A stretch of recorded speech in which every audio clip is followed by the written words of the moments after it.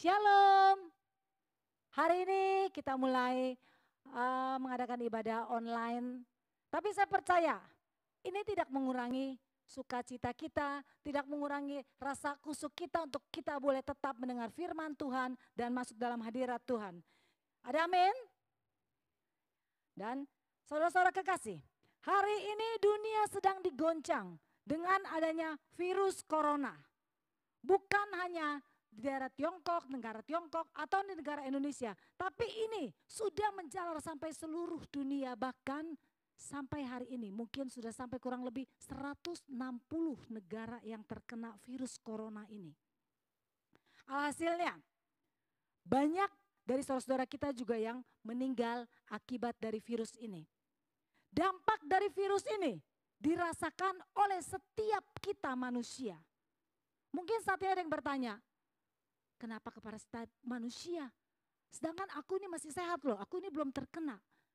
Betul, itu dampak secara yang kelihatannya. Orang terkena virus corona, terus diisolasi, demam, akhirnya kalau yang tubuhnya kuat dia sembuh. Tapi ada juga kalau yang tidak kuat dia meninggal. Itu dampak yang real yang kelihatan. Tapi ada dampak yang tidak kelihatan tapi tetap dirasakan oleh setiap kita manusia. Yaitu apa? Ekonomi kita. Penghasilan kita. Itu yang dirasakan pasti oleh setiap kita manusia. Baik yang terjangkit maupun yang tidak terjangkit. Mereka yang bekerja, ada yang di PHK. Ada juga yang mengalami pengurangan waktu kerjanya dan akhirnya gajinya dikurangin. Ada juga yang mereka yang berusaha, usahanya jadi sepi. Karena saat ini orang-orang jarang ada yang keluar. Yang bersekolah juga terkena dampak, mereka diliburkan, harus belajar secara online di rumah. Dan itu tentu berbeda dengan yang langsung berhadapan muka dengan gurunya sendiri. Dan mereka yang beribadah, saat ini banyak tempat-tempat ibadah. Mereka harus ditutup sementara, mereka harus beribadah di rumah. Dan hari ini kita mau belajar. Bagaimana sih sikap kita sebagai anak-anak Tuhan agar kita mengalami satu terobosan. Terobosan di bidang kesehatan kita maupun terobosan di bidang ekonomi kita. Dalam keadaan seperti sekarang ini, situasi seperti ini. Hal yang pertama yang harus kita pelajari, kita harus memiliki sikap. Kita harus taat dan setia. Ayatnya, Roma 13 ayat 1-2. Mari kita baca sama-sama. 2, 3. Tiap-tiap orang harus takluk kepada pemerintah yang di atasnya. Sebab tidak ada pemerintah yang tidak berasal dari Allah. Dan pemerintah-pemerintah yang ada ditetapkan oleh Allah. Ayat yang kedua, sebab itu barang siapa melawan pemerintah, ia melawan ketetapan Allah. Dan siapa yang melakukannya akan mendatangkan hukuman atas dirinya. Untuk menjadi seorang pemimpin itu hal yang tidak mudah. Apalagi saat ini pemerintah kita, presiden kita memimpin ratusan juta manusia. Ini perlukan benar-benar pikiran yang luar biasa yang dia lakukan saat ini. Dan dia mengambil keputusan untuk meminimalisir penyebaran dari virus corona ini.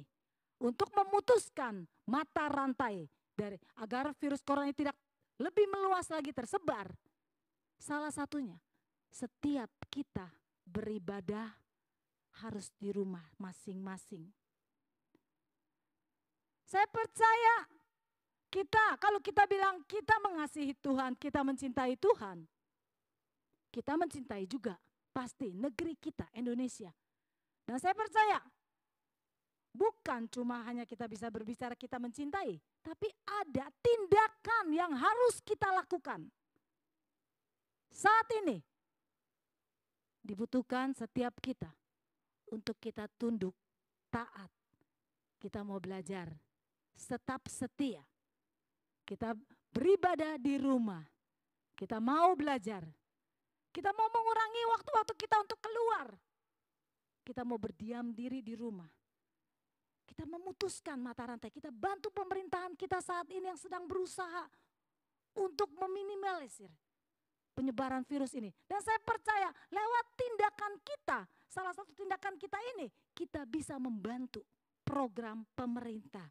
Dan kita mau membantu dan secepatnya kita berdoa agar semuanya ini dapat segera mungkin teratasi. Poin yang kedua yang kita pelajari,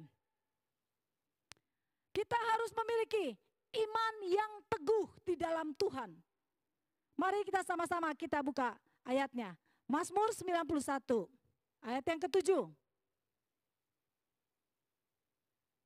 Mazmur 91,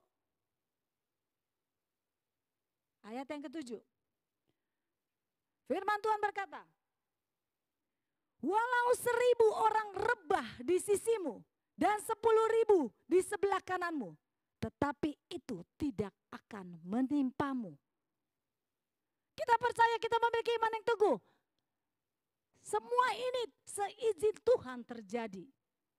Dan kita percaya itu tidak akan pernah menimpa setiap kita anak-anak Tuhan. Ketika kita taat dan setia, kita mau terus berjalan sesuai dengan kehendak dan rencana Tuhan.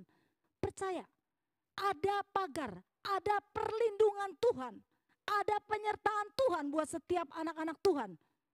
Janji Tuhan itu iya dan amin. Pegang teguh, percaya, jaga sikap kita.